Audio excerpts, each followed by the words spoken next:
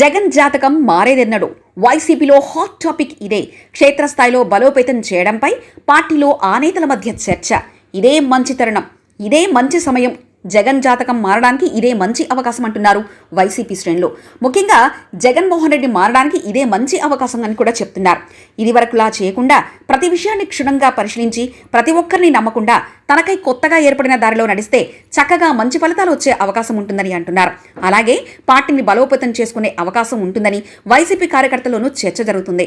ముఖ్యంగా శ్రీకాకుళం నుంచి అనంతపురం వరకు ఎలాంటి నాయకులను తన వద్ద ఉంచుకోవాలి, ఎలాంటి వారిని దూరం పెట్టాలనే విషయం మీద జగన్ ఇప్పటికైనా దృష్టి పెట్టాలి అనేది వైసీపీ వర్గాల్లో చర్చనీయాంశంగా మారింది.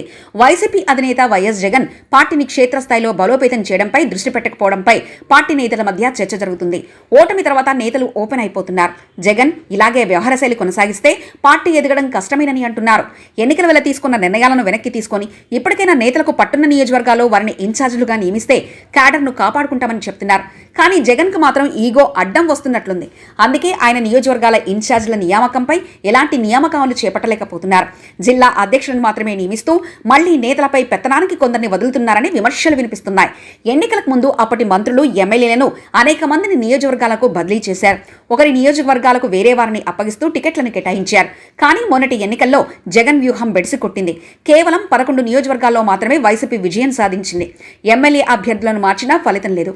వారిపై వ్యతిరేకత ఉందని మార్చాలనుకుంటున్నారు. కానీ తన ప్రభుత్వంపై ప్రజల్లో ఇంతటి వ్యతిరేకత ఉందని ఊహించలేకపోయారు.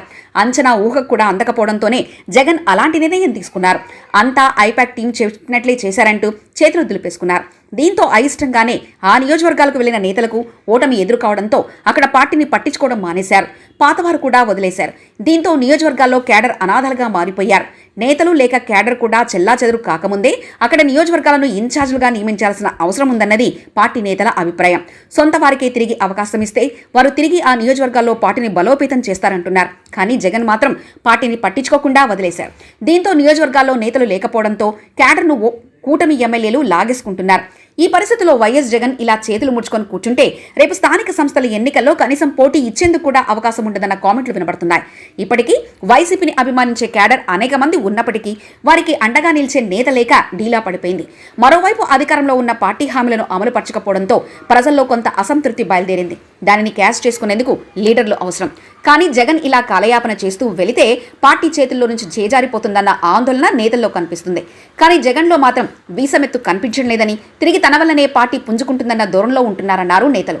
మరి జగన్ తీసుకునే నిర్ణయంపైన పార్టీ ఆధారపడి ఉంటుందన్నది పార్టీ బలంగా వినిపిస్తున్న టాక్.